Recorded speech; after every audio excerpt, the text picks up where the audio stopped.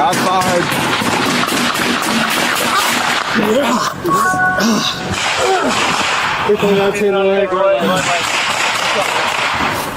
I need a tourniquet.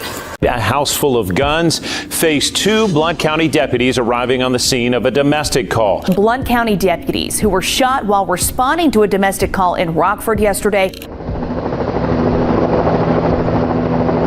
A lot of people do have damage to their homes now from some of the bullets inside garages, inside the home. As the date was June 11th, 2024, police teams who received a report of domestic violence set off to the specified address. In fact, this was not the first time. They had gone there 3 times before due to similar complaints in the same year. 329, 376, be advised that male just called back in. States if you guys enter the household, please. Stated if you guys enter the household, you're going out in a blaze of glory. The 59-year-old suspect, Ronald Reed, lived in this house with his mother. He told the police that he would return fire if they entered the house.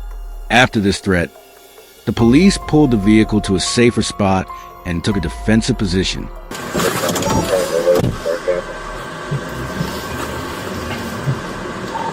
Temple.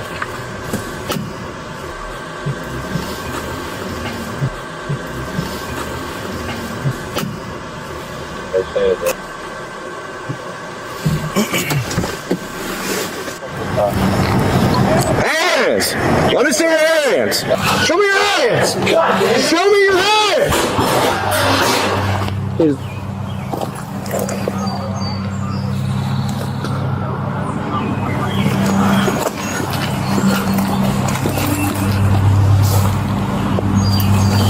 You got fall back, fall back.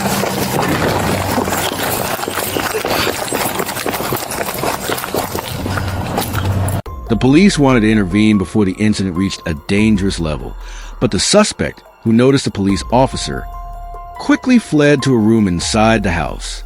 The police officer quickly returned to where the patrol car was located in order not to be an open target. At this time, the suspect immediately started shooting.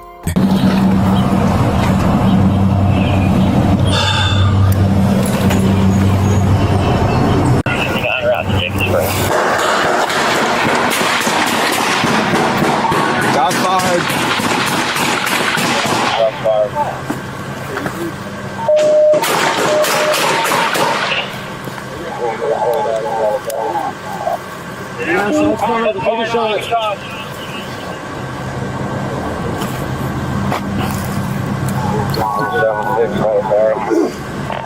We're pinned down behind my vehicle, taking shots. 306 Unit 3, did you copy? What's your location? 1105 Jacob Springs. I'm about 3 minutes out. Kimball. It's the second house on the right. Do you see him now? No. We got no visual. Are you guys in? Negative. You got visual? No.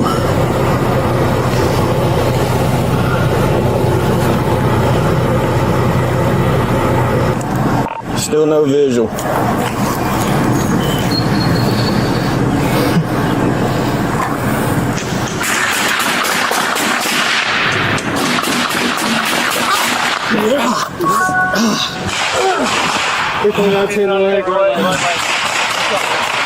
Get back here. I need a tourniquet. As a result of the intense fire opened by the suspect, Police Officer Walker was injured in the leg, and first aid was immediately started by his partner. The fire was so intense that the police officers could not even retreat. They just shielded themselves with a police car and waited for reinforcements to arrive. The wounded officer asked his partner to protect him by giving him his gun to apply a tourniquet to his leg. However, the angle they were in was not the best place for them to see the suspect and fire back. Take my rifle. Cover. Sit up to the back so he can't come out.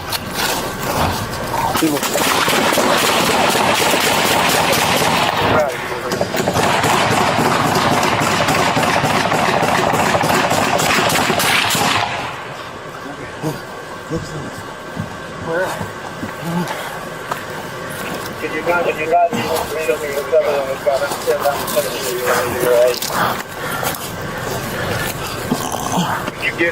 here, stop and think you're supposed to do over there. Block it off. Take it out to the right.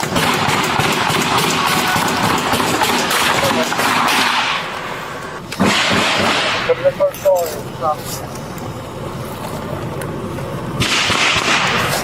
It's going to be another female inside.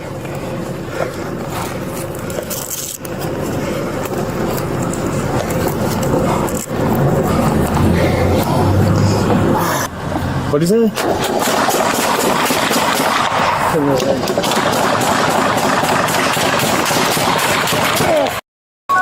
Dude, tourniquet.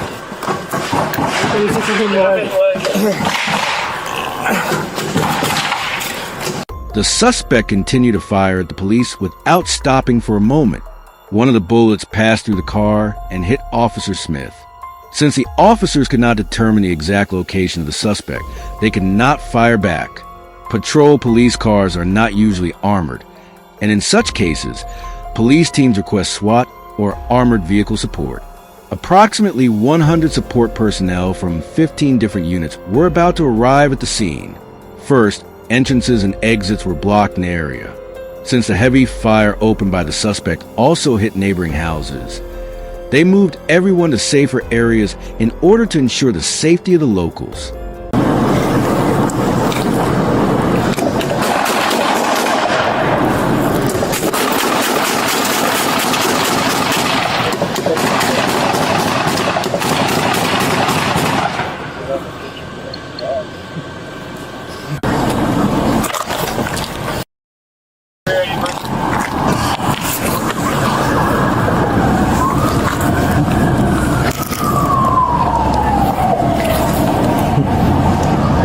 Myself and 76 hit.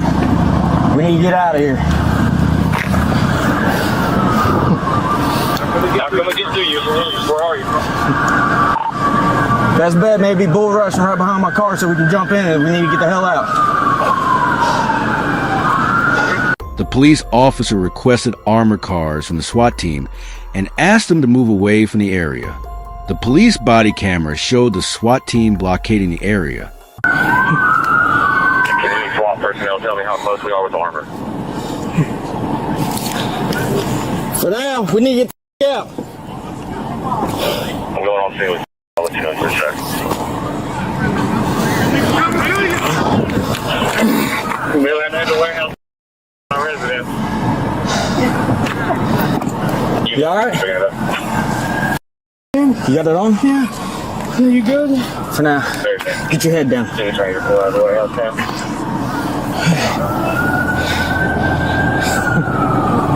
While the armored vehicle had not yet arrived, other teams used patrol vehicles as cover to rescue the wounded police officers. But the car continued without stopping. Meanwhile, the suspect continued to fire heavily. The support teams were trying to advance towards the suspect by firing in a controlled manner. We're behind my cruiser in the driveway across the street. Channel. Hold the channel. 329, 376. We're coming up. We're going to pull you behind the house. Get ready. Oh, dude.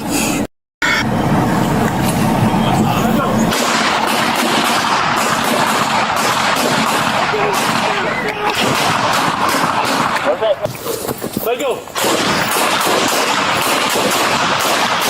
Go get him! Go get him! Man, to the right! Here! Come on! Come on! Come on! Move!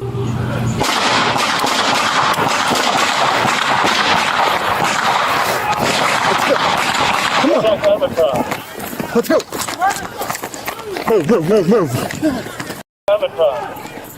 Are we moving? Move, move, move!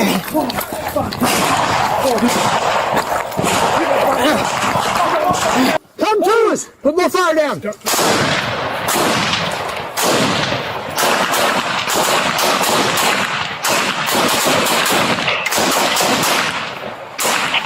You got to get back yet? Get back! We're clear! Move! Move! Move!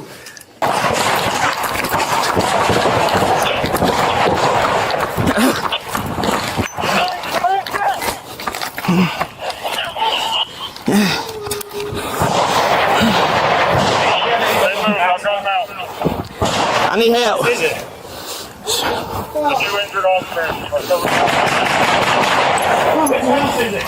The support teams that arrived opened controlled an intense fire to safely remove the wounded police officers from the area.